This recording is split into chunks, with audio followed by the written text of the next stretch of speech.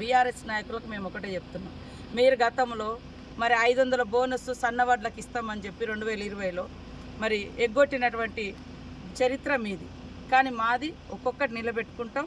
అదేవిధంగా గతంలో మీరు చూస్తే వడ్ల కల్లాల కాడ తడిసి మరి రైతులు ఆ ధాన్యం అమ్ముకోలేక కింటాల మీద 10 కిలోలు 12 కిలోలు తరుగు పేరుతోటి తేమ పేరుతో తీసేస్తుంటే మరి అదేవిధంగా తడిసిన ధాన్యం అమ్ముకోలేని దుస్థితిలో రైతులు కల్లాల కాడ కుప్పల మీద గుండెలు పగిలి చనిపోయినటువంటి చరిత్ర మీది, మాది కాదు. మేము ఈరోజు వర్షం పడుతుంటే కూడా ఎక్కడికక్కడ మరి అధికారులనేసి స్పెషల్ అధికారులనేసి ఆ పరిస్థితులన్నీ కూడా సమీక్షించుకుంటూ ధాన్యం కొనుగోలు చేస్తున్నటువంటి ప్రభుత్వం రేవంత్ రెడ్డి ప్రభుత్వం, కాంగ్రెస్ ప్రభుత్వం.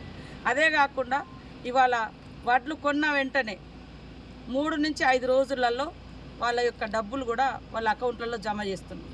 ఇవన్నీ గతంలో చూస్తే మరి గతం కంటే ఇప్పుడు మేము దాదాపుగా 4 లక్షల మెట్రిక్ టన్నుల ధాన్యము ఎక్కువ కొనుగోలు చేయడం జరిగింది. ఇప్పటికే గతంలో ధాన్యం కొనుగోలు కాక ఎక్కడికక్కడ కల్లాలలుండి రోజుల తరబడి నెలల తరబడి కూడా మరి అమ్మినటువంటి వడ్లకు డబ్బులు రావాలంటే 45 రోజులు పట్టేది. కానీ ఈరోజు 4-5 రోజులు పడుతుంది. అందుకనే రైతన్నలారా ఆలోచించండి. ఇవాళ కేవలం అధికారం పోయిందన్నటువంటి అక్కస్తోటి టీఆర్ఎస్ నాయకులు బీఆర్ఎస్ నాయకులు దుష్ప్రచారం చేస్తున్నారు.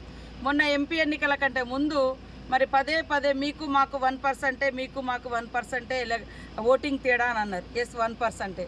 మరి ఎంపీ ఎలక్షన్లలో పెద్ద ఎత్తున తీసుకొచ్చుకుంటామని చెప్పి ఎలక్షన్ల రోజు బీజేపీకి సపోర్ట్ చేశారు. రేపు వాళ్ళ ఓటింగ్ శాతం చూస్తే తెలుస్తుంది రాష్ట్ర వ్యాప్తంగా బీఆర్ఎస్ ఓట్లు బీజేపీకి పోయినాయి అనేది. కాబట్టి రైతన్నుల కోసం ఆనాటి నుంచి ఈనాటి వరకు ఏకకాలంలో రాష్ట్రంలో దేశంలో 70,000 కోట్ల రైతు రుణాలను మాఫీ చేసిన చరిత్ర ఆనాడు కాంగ్రెస్ ప్రభుత్వంది.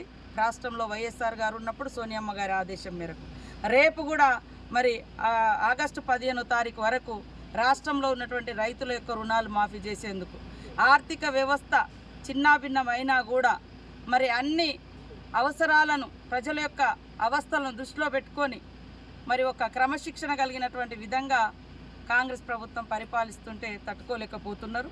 అనేక రకాల దుష్ప్రచారాలు చేస్తున్నారు. వాస్తవాలను వాస్తవంగా మాట్లాడితే బాగుంటుంది, కానీ దుష్ప్రచారం చేసి రాజకీయ ప్రయోజనాలు పొందుదామంటే అది ఎవరు కూడా హర్షించరు. అందుకనే రాష్ట్ర ప్రజలారా, రాష్ట్ర రైతన్నలారా ఆలోచించండి. కాబట్టి మీ యొక్క ఇవాళ మీరు డిసెంబర్ నుంచి జనవరిలో కూడా కొన్నప్పుడు ఒక్క తరుగు లేకుండా రైతులకు మరి ధాన్యాన్ని కొనుగోలు చేసి సకాలంలో అకౌంట్లలో డబ్బులు వేయించింది. ఇప్పుడు కూడా తడిసిన ధాన్యాన్ని కూడా ఎక్కడికక్కడ కొనుగోలు చేస్తూ ఉన్నాం. టీఆర్ఎస్ నాయకులు ఎట్లా అంటే వర్షం పడుతుంటే వెంటనే అక్కడ పోయి కొనండి అనే పద్ధతిలో మరి మాట్లాడుతున్నారు. వాస్తవానికి వర్షం పడ్డా తడిసినా కొనే బాధ్యత మాది అని మేము చెప్పినాం. కానీ మీరు కనీసం ఎప్పుడన్నా మాటనిచ్చిరా? ఈరోజు మాట ఇచ్చిన ప్రకారం కొనుగోలు జరుగుతున్నాయి. కాబట్టి ఇలాంటి దుష్ప్రచారాలు మానుకోవాలని కోరుతా ఉన్నాం. ఇవాళ 500 బోనస్ సన్నవడ్ల రైతులకు ఇవ్వడం మూలంగా రాష్ట్రంలో సన్నవడ్ల ఉత్పత్తి పెరిగి ప్రతి ఇంట్లలో పేదవాళ్ళు కానీ, అదేవిధంగా అంగన్వాడీ సెంటర్స్లో కానీ, హాస్టళ్ళలో కానీ, మధ్యాహ్న భోజనం కానీ, రేషన్ కార్డుల ద్వారా కానీ అందరికీ సన్న బియ్యం అందించడం కోసం ప్రప్రథమంగా ఈ బోనస్ను సన్నవడ్లు పండించినటువంటి వాళ్లకు మరి ఒక ప్రోత్సాహకంగా ఉండాలని, వాళ్ళ యొక్క కష్టానికి తగిన ఫలితం కూడా ఉండాలని మేము ఇచ్చిన గ్యారంటీలలో కూడా ఇది కూడా ఒక భాగం. కాబట్టి అవన్నీ దృష్టిలో పెట్టుకొని ప్రజల డిమాండ్ను, ప్రజల అవసరాలను దృష్టిలో పెట్టుకొని చేయడం జరుగుతుంది. కాబట్టి రైతన్నలు ఖచ్చితంగా ఆలోచిస్తారని మేము ఆశిస్తూ ఉన్నాము. దీని మీద జరుగుతున్నటువంటి దుష్ప్రచారం కూడా ఎవరు నమ్మద్దు. తప్పకుండా ప్రతి గింజ మేము కొంటాం. అదేవిధంగా సకాలంలో మీ డబ్బులు మీ అకౌంట్లోకి వస్తాయని తెలియజేస్తాము.